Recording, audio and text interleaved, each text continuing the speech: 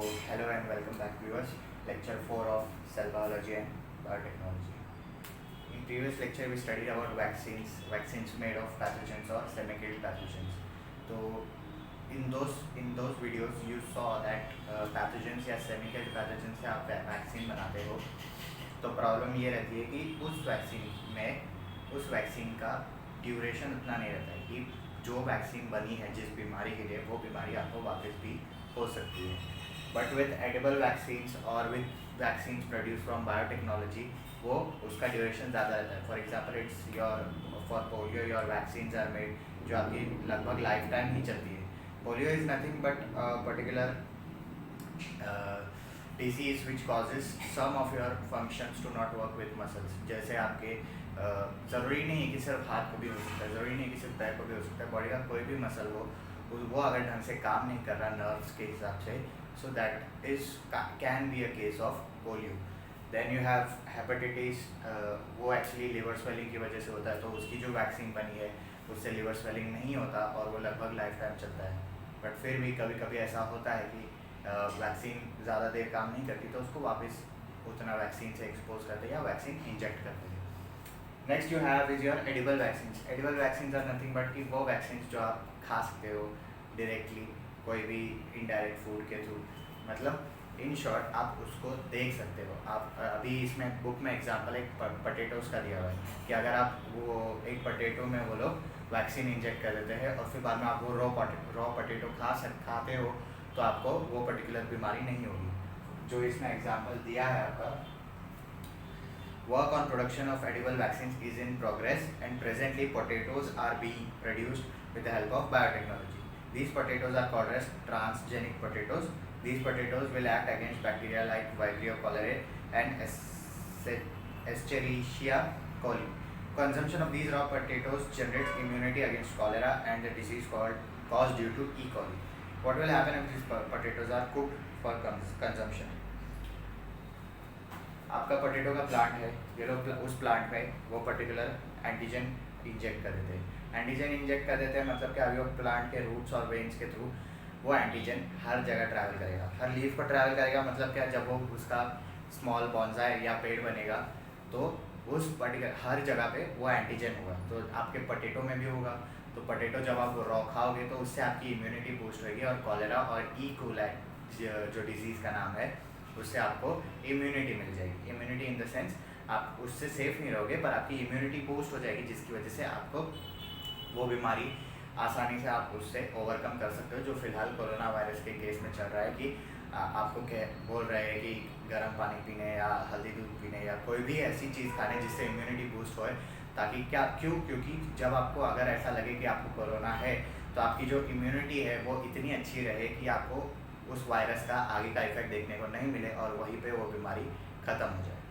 Next is your cloning, that is reproductive and therapeutic. Reproductive cloning is nothing but कि आप ज़्यादा से ज़्यादा एक कॉपी बनाने की कोशिश करते हो.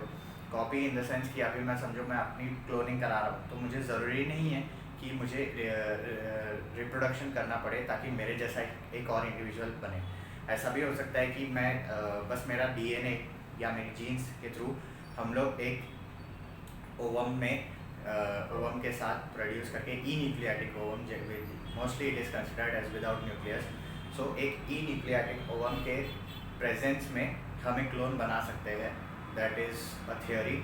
और क्लोनिंग नॉर्मली बहुत बड़ा इशू है country wide, whole world wide, कि आप क्लोन नहीं कर सकते, जो थोड़ा सा फॉल्टी है. Then there is your therapeutic cloning. Therapeutic cloning is nothing but आप कोशिश करते हो कि जब आप कॉपी बनाओगे, जब आप एक क्लोन बनाओगे आपका खुद का, तो वो आपसे ज़्यादा एडवांस्ड रहेगा, आपसे ज़्यादा बेटर रहेगा. इसका परफेक्ट एग्जांपल एक नेटफ्लिक्स पे सीरीज़ आई थी लिविंग विथ योर सेल्फ नाम की.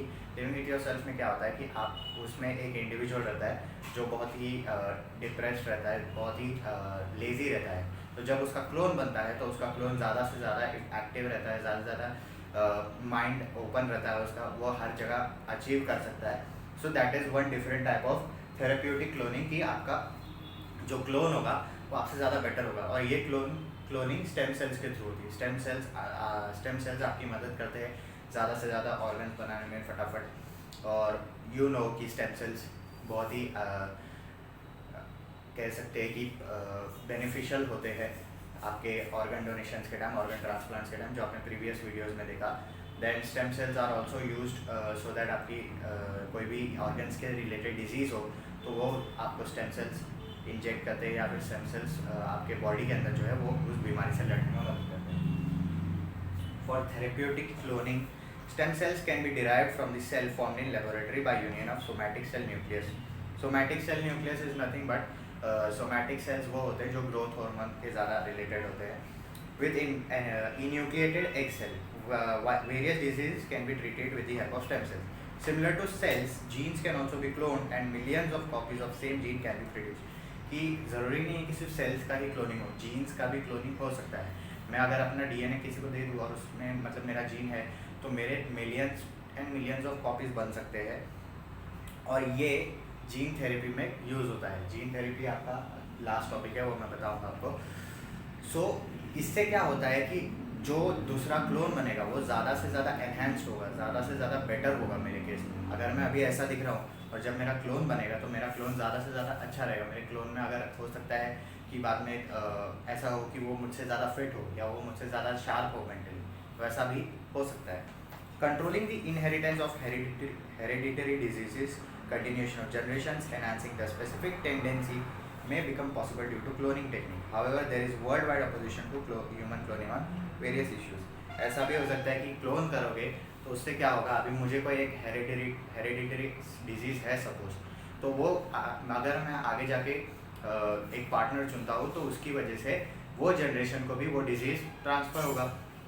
तो continuation of generation for hereditary disease, ये रोकने के लिए क्लोनिंग भी एक केस माना जा सकता है कि मुझे वो हेरिडिटरी डिजीज़ है पर मेरे जीन्स की मदद से जो क्लोन बना है, मेरा जो रेप्लिका बना है, उसको वो डिजीज़ नहीं है, तो वो डिजीज़ आगे पास आउट नहीं करेगा। मतलब वो सेम मेरा ही डीएनए लेके चल रहा है, मेरा ही जीन लेके चल रहा है, तो वो आगे जाके वो पर्टिकुलर डिजीज़ पास आउट नहीं करेगा, तो फिर बाद में वो डिसीज़ मेरे ही जनरेशन तक आके रुक जाएगी और आगे जो जनरेशन आएगी उसको डिजीज़ नहीं होगी। हालांकि cloning is a world wide issue जो बेसिकली रिजॉल्व नहीं हो सकता, क्योंकि आप खुद ही सोचो, अगर आप मतलब अगर हर कोई क्लोनिंग करना चाहेगा तो फिर बाद में प्रॉब्लम ये हो जाएगी कि हर कोई अपना ज़्यादा से ज़्यादा रेप्लिका बनाएगा और फिर बाद में रियल लाइफ और क्लोन लाइफ में ज़्यादा फर्क नहीं रहेगा। Next is your interferon and treatment. Interferon and treatment is nothing but, interferon आपका एक पर्टिकुलर छोटा प्रोटीन सेल्स का ग्रुप होता है जो आपकी बॉडी में ही प्रेजेंट होता है, और अभी बायोटेक्नोलॉजी की मदद से बनाया जा सकता है जिससे आपको बीमारी से लड़ने में मदद मिलती है। और ट्रीटमेंट इज़ नथिंग बट, आप बायोटेक्नोलॉजी की मदद से जो वैक्सीन्स बना सकते हो, जो मॉलिक्यूल्स या सेल्स बना सकते हो, जिसकी मदद से क्या होता है, जैसे कि आपका बायोटेक्नोलॉजी की मदद से आपने देखा कि पहले हम हॉर्स के पैनक्रियाज से इंसुलिन सिक्रीट करते थे, बट अभी हम बायोटेक्नोलॉजी की मदद से इंसुलिन खुद ब खुद बना सकते हैं। इंसुलिन डायबिटीज़ कंट्रोल करने के काम आता है। सो ये एक पर्टिकुलर फैक्टर है ट्रीटमेंट के केस में। ट्रीटमेंट के केस में और आपको टेक्स्ट बुक में बहुत सारे वैक्सीन्स दिए हुए या प्रोटीन्स दिए हुए। एक इंसुलिन है जो मैंने बता दिया, फिर एक सोमैटोस्टेटिन है। सोमैटोस्टेटिन इज़ यूज फॉर डवार्फिज्म, कि जिनकी हाइट रुक जाती है और फिर बाद में अगर वो हाइट बढ़ा नहीं पा रहे तो सोमैटोस्टेटिन नाम का एक प्रोटीन होता है, वो उनको दिया जाता है, जिसकी वजह से उनकी हाइट ज़्यादा से ज़्यादा बढ़ सकती है जितना वो चाहे। Erythropoietin is used for anemia. Anemia is a kind of disease related to blood. Then factor 8 is used for hemophilia. Interleukin is used for cancer, and interferon is used for viral infection. Interferon is used for viral infection मतलब क्या, interferon protein cell आपकी body में भी है, पर अगर biotechnology से बनाया है तो वो भी आपकी वायरल इन्फेक्शन, आपकी जो नॉर्मली बोलते हैं लोग कि इसको वायरल हुआ है या इसको फ्लू हुआ है या इसको लू लगी हो, इट इज़ नथिंग बट कि जो आजू बाजू के सराउंडिंग में जो ज़्यादा लोगों को हो रहा है, that is a kind of viral infection which you can say. Next is your gene therapy. Gene therapy to treat genetic disorders in somatic cells has become possible due to biotechnology. Example, phenylketonuria, that is PKT, arises due to genetic changes in hepatocytes, which is your liver cells. It has become possible to treat it with gene therapy. This method is called as somatic cell gene therapy. All the cells except sperms and ova या ovary लिखा है उसमें, in the body are called as somatic cells. आपके sperms और ovary के cells को छोड़ के बाकी पूरी बॉडी जो है वो सोमैटिक सेल्स पे बेस्ड है। सोमैटिक सेल्स पे बेस्ड है इन द सेंस उसमें ग्रोथ हो सकती है, या कह सकते हैं ग्रोथ हार्मोन से रिलेटेड है।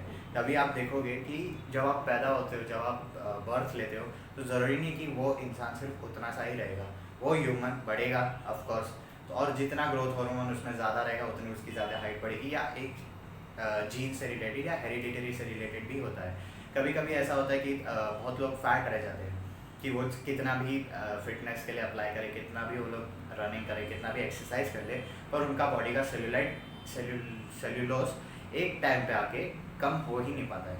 इन द सेंस कि अब ऐसा होता है कि वो हेरिडिटरी है, वो जीन से रिलेटेड है, कि मैं कितना भी मतलब मैं नहीं, कि वो कितना भी कोशिश कर ले पर वो उससे ज़्यादा पतला हो ही नहीं सकता। सो दैट इज़ वन थिंग कि ये हेरिडिटरी है, कि अगर उसका क्लोन बनेगा और बाई चांस वो पतला हो सकता है तो ऐसा भी हो सकता है, बट ये फिर से एक इशू है, ह्यूमन इशू है, तो इसलिए वर्ल्ड वाइड इसको रिजॉल्व नहीं होने देते। तो जीन थेरेपी में क्या होता है कि जो आपके लिवर सेल्स होते हैं, लिवर सेल्स अगर काम नहीं कर रहे तो जीन थेरेपी की मदद से जो सोमैटिक सेल्स होते हैं वो आपकी बॉडी को दिए जाते हैं, जिसकी वजह से वो पर्टिकुलर डिजीज़ आपको कंट्रोल में रहती है, वो पर्टिकुलर डिजीज़ आपको जल्दी फिर से अफेक्ट नहीं करती। इसको सोमैटिक सेल जीन थेरेपी कहते हैं। और one thing about cloning, it is not necessary कि अगर क्लोनिंग हो रही है तो डेफिनेटली बेटर रिजल्ट ही आ जाए। कभी कभी ऐसा भी हो सकता है कि रिजल्ट ख़राब आए, आपसे भी ज़्यादा ख़राब आए, ये फिर आपको लगेगा कि अरे यार इससे तो अच्छा तो मैं वो वैसा। सो that is the thing about cloning. Cloning is never a definite thing कि आपको जो रिजल्ट आएगा वो करेक्ट ही आएगा। अभी स्कॉटलैंड में बहुत सालों पहले एक डॉली नाम की शीप उन्होंने क्लोन की थी जो काफ़ी अच्छी यील्ड दे रही थी, बट फ़र्क ये था कि उन्होंने शीप क्लोन की, बट इट्स नॉट नेसेसरी, उनको ये डेफिनेट रिजल्ट नहीं मिला कि ये दूसरी शीप से ज़्यादा बेटर वर्क कर रही है कि नहीं। ये आपको थोड़ा आगे दिया हुआ है। Peeking into history, Dolly sheep Dolly was born in Scotland by cloning technique on 5 July 1996. Nucleus from the udder cell of sheep of Finn Dorset variety, Finn Dorset एक variety है sheep की, had been introduced into the enucleated ovum of Scottish sheep. Then the ovum was allowed to develop in the uterus of Scottish sheep, and hereby the dolly had been born. It was showing characters as per the chromosomes in nucleus of any Scottish character was, and any Scottish character of sheep was not visible. मतलब उन्होंने दो varieties की, दो अलग अलग प्रजाति की sheeps के जो सेल्स होते हैं उनको साथ में लाया, उनको एक एग सेल में डाला, जिसकी वजह से यूटेरस बना। यूटेरस के बाद डॉली बॉर्न हुई। बट फ़र्क क्या रह गया कि वो ज़्यादा से ज़्यादा एफिशिएंसी दे रही थी, बट वो उसका स्कॉटिश शीप से रिलेटेड कोई भी एक कैरेक्टरिस्टिक नहीं था। सो दैट इज़ द थिंग। हो सकता है कि जब आप किसी ह्यूमन को क्लोन करो तो जब वो बनेगा तो उसके पास आपके जैसे वाले कोई भी कैरेक्टरिस्टिक नहीं होंगे। नो डाउट, चलो अगर दिख गया आपके जैसा सेम तो अच्छी बात है, पर उसके पास मेंटल कैरेक्टरिस्टिक या फिजिकल कैरेक्टरिस्टिक ज़्यादा नहीं होंगे। ऐसा भी हो सकता है। आई एम नॉट सेइंग ज़रूरी है कि नहीं होंगे, बट आई एम सेइंग कि ऐसी पॉसिबिलिटी है कि अगर आप खुद सोचो कि अगर आप खुद को क्लोन करोगे तो डेफिनेटली ऐसा होगा कि आप कोई एल्गोरिदम लगाओगे कि आपको आपके जैसा कोई ऐसा चाहिए जो आपसे भी बेटर हो या आपसे भी वर्स्ट हो, तो आप डेफिनेटली उसको क्लोन करोगे। बट रिजल्ट आपके हाथ में नहीं होगा कि जब वो क्लोन होगा तो वो आपको बेटर रिजल्ट देगा या आपको जैसा चाहिए वैसा रिजल्ट देगा या कुछ और ही दे सकता है। So that is the thing about cloning. Cloning is never definitive, but it's considered as कि उसका रेप्लिका बनेगा। Then there is your edible vaccine, जो मैंने आपको बताया कि edible vaccine are nothing but जो आप एडिबल है, कुक कर सकते हो। Then there is your gene therapy, जो मैंने अभी आपको बताया। White biotechnology, white biotechnology is nothing but आप बायोटेक्नोलॉजी की मदद से इंडस्ट्रीज़ में कैसे प्रॉस्पर कर सकते हो। बायोटेक्नोलॉजी की मदद से ईस्ट प्रोड्यूस हो सकता है, बायोटेक्नोलॉजी की वजह से अल्कोहल प्रोड्यूस हो सकता है। क्यों, कैसे कि आप जो आपका पर्टिकुलर स्टार्च रहता है, जो आपका पर्टिकुलर शुगर रहता है, आप उसमें थोड़े से बैक्टीरियम्स डाल देते हो, जिसकी वजह से क्या होता है, वो स्टार्च के साथ जो पर्टिकुलर ग्रेन्स होते हैं या पर्टिकुलर जूस होता है वो इनडायरेक्टली अल्कोहल में कन्वर्ट होने लग जाता है। Then there is your biotechnology की मदद से आप योगर्ट बना सकते हो डेयरी प्रोडक्ट्स के लिए। डेयरी प्रोडक्ट्स का तो वास्ट एग्जाम्पल है, चीज़ है वगैरह। So this is the thing about white technology. This is edible vaccine मैंने आपको बता दिया। क्लोनिंग का थेरेप्यूटिक और रिप्रोडक्टिव पार्ट आपको बता दिया। Interferon and treatment, treatment is nothing but कि बायोटेक्नोलॉजी के थ्रू ट्रीटमेंट कैसे प्रॉस्पर हो रही है वो।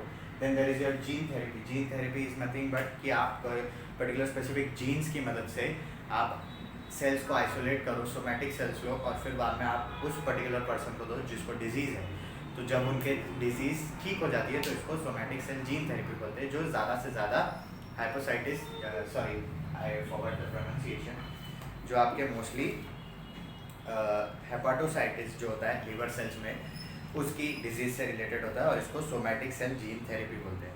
आपके स्पर्म और ओवरी के सेल्स को छोड़ के बाकी कोई भी आपका बॉडी पार्ट जो है वो ज़्यादा से वो मोस्टली सोमैटिक सेल्स कह सकते हैं उसको, कि आप ग्रोथ कर सकते हैं.